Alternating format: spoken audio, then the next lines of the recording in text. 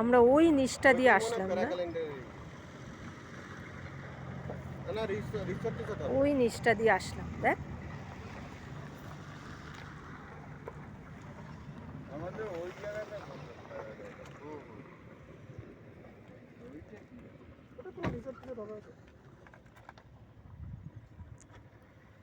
কেন রিসোর্ট হলে তো রেস্টুরেন্ট মনে হয় রিসোর্ট নাকি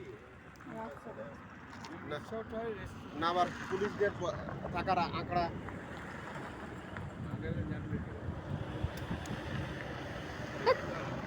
কি হয়েছে?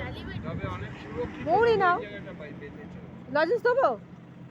লজেন্স তাহলে কি দেবো? আমরা মৌরি মাছের কাছে আছে।